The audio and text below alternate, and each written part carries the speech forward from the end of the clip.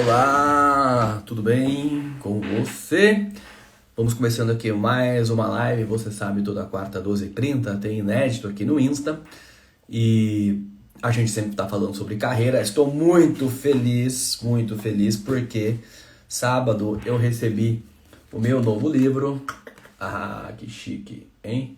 Carreira, a essência sobre a forma. Aqui, muito conteúdo para você quando a discussão é sobre carreira, não é isso? Então aqui tem bastante coisa interessante para a gente estudar, para a gente aprender. É um verdadeiro manual para a gente falar sobre carreira, né? Então, tá aí o novo livro. Eu vou fazer algumas lives na sequência, falando um pouco sobre os conteúdos que a gente tem aqui.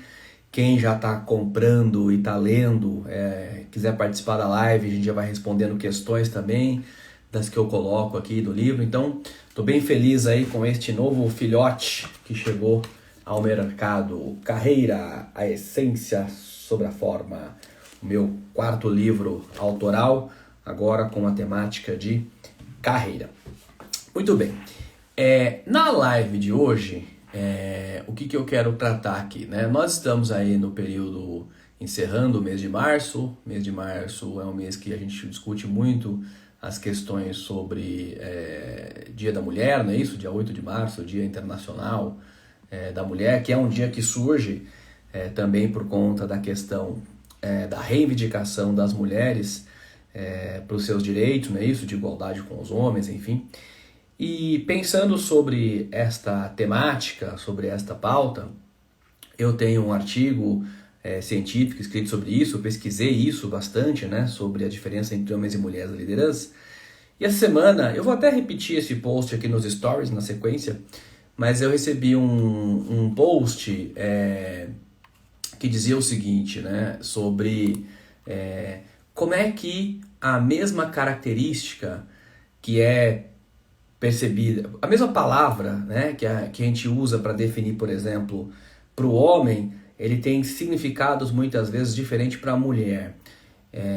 Por exemplo, né, quando você fala, o post mostrava assim, quando a mulher fala uma coisa do tipo, isso realmente me irrita, daí tinha o homem, né, então isso representa que o homem é um cara direto, um cara objetivo.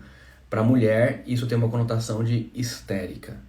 Então veja, a mesma frase, quando dita por um homem e quando dita por uma mulher, ela tem significados, percepções diferentes na cabeça das pessoas, né? A outra frase que tinha lá no post, né, era o seguinte, me desculpe, eu errei. Então aí quando o homem fala isso, ele precisa de uma outra chance. Quando a mulher diz isso, ela precisa de um outro emprego, né? É muito nítido isso que a gente está vendo, por exemplo, nesse caso aí, que acho que todo mundo ficou sabendo da questão lá da moça aqui de Brasília, né, que teve uma relação sexual com o mendigo. Então veja como o mundo trata diferente, né? O mendigo ele virou celebridade, dando entrevistas, etc. E essa moça, ela ficou marcada, né, para sempre aí por conta dessa situação, e a pressão psicológica em cima dela é muito maior. Isso é reflexo do estereótipo de gênero, de como a gente trata diferente na sociedade homens e mulheres, né? Uma outra frase que tinha nesse post era, eu gostaria de um aumento. Então, quando a mulher diz isso, ela é taxada por gananciosa. Quando o homem diz isso, ele é taxado por ambicioso.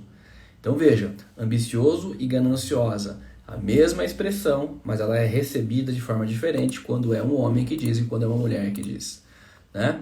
A outra frase era, eu estou no meio de uma tarefa, podemos conversar depois? Quando a mulher diz isso, ela é taxada como grossa. Quando o homem diz isso, ele é taxado como focado, tá? Uma outra frase é, tudo bem se eu trouxer minha filha para o trabalho amanhã? Se a mulher que diz isso, ela é taxada como irresponsável. Se é o homem que diz isso, ele é dedicado à família. Veja de novo, mesma frase, tratamentos diferentes, né?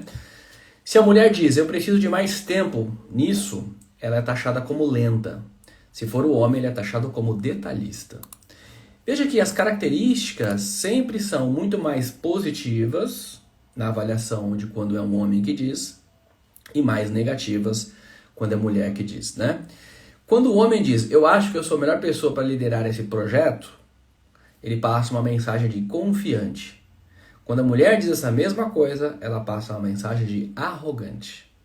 Então veja, confiança, e aí que eu quero entrar, confiança é um atributo importante para a liderança. Eu dou a referência aqui, por exemplo, deste livro, ó, este livro, né, Why Do So Many Incompetent Men Become Leaders, ou seja, por que tantos homens incompetentes se tornam líderes e como fixar. E este livro ele é todo baseado em pesquisa científica na área de ciências sociais.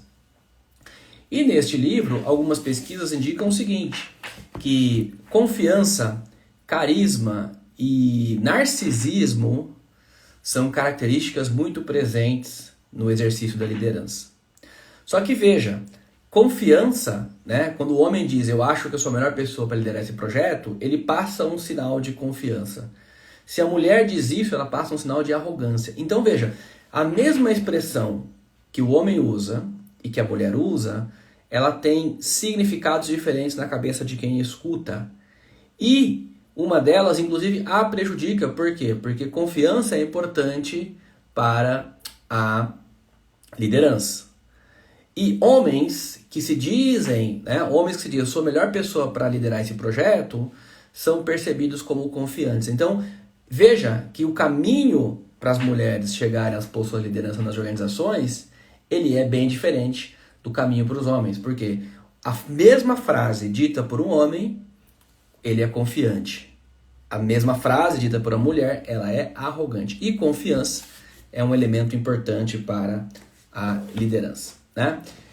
Neste livro, o professor que o escreve, o argumento dele é o seguinte: 3 características: confiança, carisma e narcisismo. São características presentes nas posições de liderança e que fazem vender bem o profissional no mercado. E a gente acaba comprando isso. Só que ao mesmo tempo, essas 3 características, o excesso de confiança, o narcisismo e, em certos casos, até a psicopatologia, né? Até uma doença, né? A pessoa é o... Aliás, olha só, tem um ranking das profissões que mais tem psicopatas, né? E boa parte dos psicopatas são CEOs de empresa, né? Tem esse dado aí pra gente analisar também. Mas o que eu quero dizer aqui é o seguinte, que o argumento que faz a gente entender que as pessoas sejam líderes são argumentos baseados nos estereótipos que as pessoas vendem. De confiante, né? Pessoa com excesso de confiança, pessoa que tem uma imagem de visionário. E muitas vezes isso é puramente loucura, né? Puramente loucura. A pessoa vende um futuro que não pode entregar. Só que nós, humanos, nós gostamos dessas pessoas confiantes, que mostram confiança no que falam, segurança no que falam, não é isso?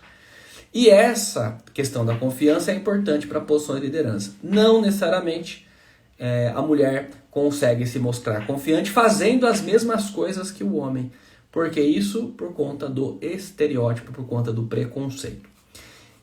Há um estudo que mostra, né, e eu posso falar isso porque eu li este estudo, que ele fala, o estudo chama o seguinte, Barriers and Bias, barreiras e vieses. Por quê? Porque o que faz as mulheres não ascenderem às posições de liderança não são por competências, são por barreiras impostas e por vieses que a gente tem na nossa cabeça, por exemplo, como este que eu falei agora da confiança.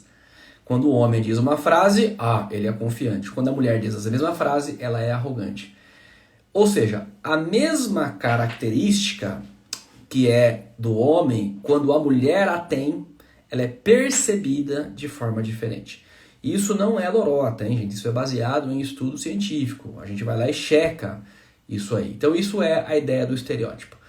O estereótipo, ele não necessariamente é um preconceito.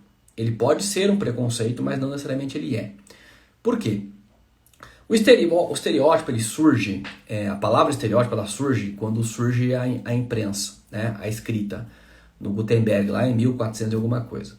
Porque o estereótipo, a palavra estereotipo é do tipo gráfico, é aquilo que marca a tinta no papel, né? O tipo. Não tem a profissão do tipógrafo, que é aquele cara que operava na gráfica. Hoje em dia é tudo eletrônico, né? Mas tudo automatizado e tal. Mas no passado, lá nas gráficas que imprimiam as coisas, você tinha os tipógrafos, que eram os caras que cuidavam dos tipos gráficos. Quem fez curso de datilografia vai lembrar, né? Da tipologia da letra, né? A tipografia é essa a ideia. Então o tipo é o que marca o papel, é o que deixa a marca. Quando se inventou o cinema, você precisava criar personagens para representar no cinema. Então você tinha o personagem do policial, o personagem da dona de casa, o personagem do empresário, do mecânico, do lixeiro, do carteiro. Então você criou personagens. E esses personagens, eles precisavam ser representados. Então você criou o estereotipo. Ou seja, como é que eu represento a dona de casa num filme? Então uma mulher de uma idade mais ou menos assim, com esse tipo de corpo, né? Como é que é o carteiro no filme? Lembra do Jaiminho lá no Chaves? Então, como é que é o carteiro, né? Então, um estereótipo de um carteiro é um homem de meia idade, meio barrigudinho, não sei o que, piriri. Então, esse é o estereótipo do carteiro. O estereótipo do policial, o estereótipo do empresário. Então, você foi criando modelos para dar representatividade para um tipo de personalidade na sociedade. Então o estereótipo não é que ele é automaticamente um preconceito. A questão é que ele não representa o todo. Eu não posso achar que um estereótipo de uma dona de casa represente a totalidade das donas de casa, porque isso aí sim seria preconceito. Só que a nossa mente, ela não consegue muitas vezes não pensar nisso, né? Por quê? Porque nós temos vieses. Quando eu falo para você, por exemplo, não pense num elefante cor-de-rosa. Não tem como você não pensar isso, porque a sua mente já te traz um elefante cor-de-rosa para você pensar. Então você não tem como, a sua mente te trai, né? A sua mente, quando ela percebe a informação, ela já mostra aqui dentro a sua representatividade daquela informação. Agora, se eu falar para você, pensa numa flor, cada um de vocês que está assistindo essa live vai pensar numa flor. Uns vão pensar numa rosa, outros vão pensar num lírio, outros vão pensar numa... enfim, sei lá, qualquer tipo de flor, uma samambaia, sei lá, que é uma planta, né, uma flor, né? Mas cada um vai pensar numa flor, um girassol, etc.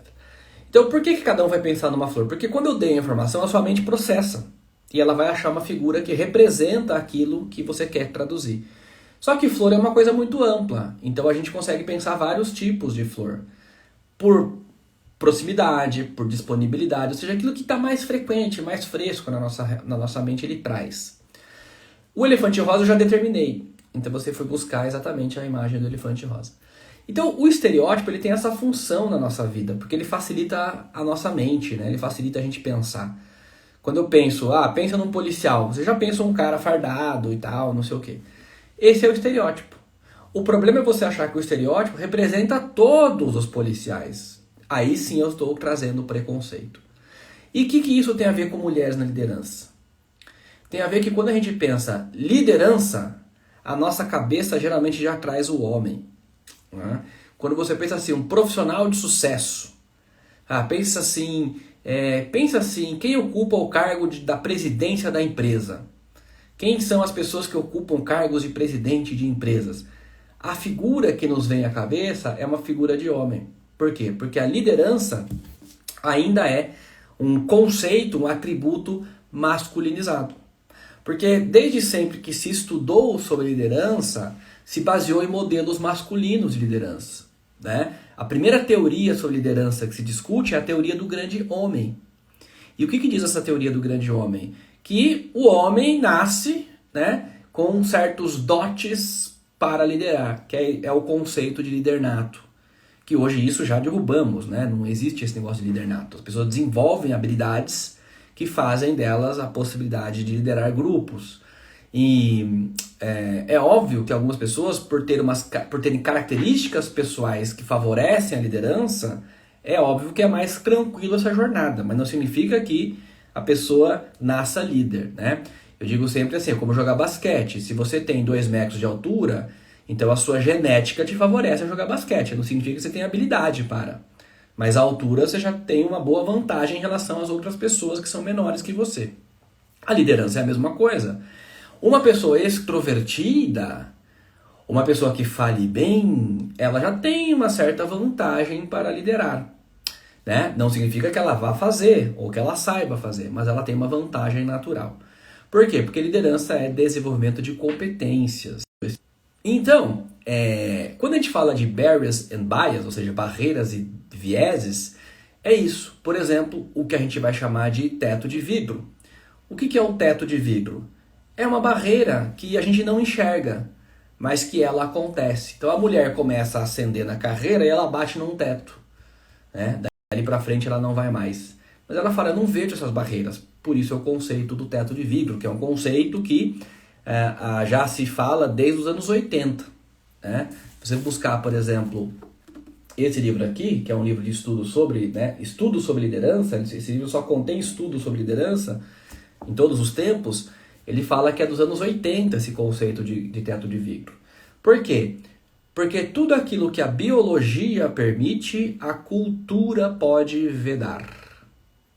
Então, por que a gente não tem muitas mulheres na liderança? Porque a cultura, muitas vezes, ela veda. Uma cultura muito masculinizada, porque o ambiente ainda é muito masculinizado, que é um ambiente que gosta muito dessa confiança excessiva, do narcisismo, né? Inclusive da psicopatia, como eu falei, do carisma, que são todos atributos que para o homem isso é mais claro na nossa cabeça de perceber.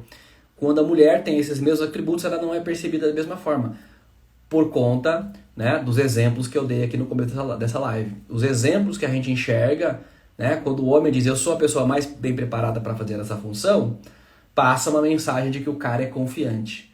Quando a mulher fala essa mesma frase, passa a imagem de que ela é arrogante. Por que isso? Porque a nossa cabeça, né, os nossos vieses, por isso a ideia de barriers and bias, né, barreiras e bias. Bias em inglês são os vieses. Então é um trabalho enorme para a gente discutir na sociedade como é que a gente consegue criar esses mecanismos para que de fato as mulheres também ascendam às posições de liderança na mesma proporção que existem homens nas posições de liderança. Por quê? Porque você precisa ter poder para mudar as coisas. E para ter poder você precisa liderar, né? Você sabia, por exemplo, que o STF no Brasil, ele até 2014 não tinha banheiro feminino. E por que não tinha banheiro feminino no STF? Porque aquela corte não era lugar para mulheres, certo? Precisou ter nomeação de uma ministra para ir pensarem em criar um banheiro para mulheres. Então, o que isso demonstra? Isso demonstra que quem está legislando não tem um olhar feminino.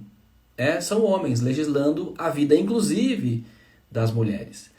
Por isso, a minha tese, né? Você, para mudar a sociedade, você precisa ter liderança. E para você ter liderança e mudar, você precisa ter mais mulheres na proporção de que existe na sociedade. Se a sociedade é dividida em metade homens e metade mulheres, por que na liderança só tem 20% de mulheres? A depender do cargo, hein? Porque quanto mais você sobe, cargos de presidente, por exemplo, é 4 ou 5% no máximo de mulheres. O resto é tudo homem. Então, quer dizer, se você tem na proporção da sociedade 50-50, por que na liderança você só tem 5% de mulheres? É isso que faz com que, inclusive, demore mais a história do ovo da galinha. Como tem poucas mulheres na liderança, elas não conseguem empurrar essa movimentação de forma mais rápida, né? Como tem poucas mulheres, temos poucas referências. Como tem poucas referências, tem poucos, não estudos, né? Estudos até que tem bastante, mas tem pouca conversa sobre isso de forma franca e aberta dentro das organizações. Tá? Então, o que eu queria deixar aqui nessa live de hoje, que é dia 30 de março, e aí estamos encerrando, né, o mês aí, celebração das mulheres, e eu como estudo essa questão do comportamento organizacional, das carreiras, como é que isso pode, de alguma forma, mudar a sociedade, melhorar a sociedade, a gente não esquecer desse debate, né? Não fazer esse debate apenas em março, mas a gente ter esse debate diariamente, no dia a dia, incentivando, né, propondo. Por quê?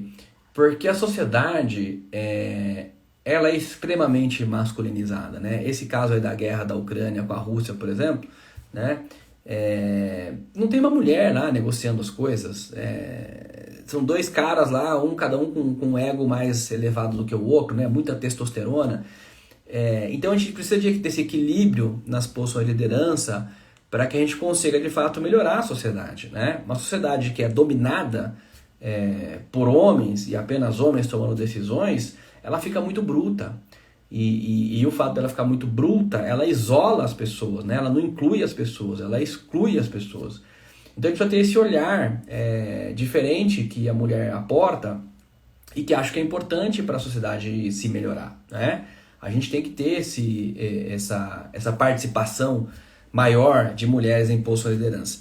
E isso é um argumento que eu estou falando, mas não é um argumento que eu inventei, né? É um argumento que, se você buscar nos livros de boas referências sobre a importância de você ter na liderança pessoas com pensamentos diferentes, divergentes, com olhares diferentes, isso faz todo sentido na sociedade.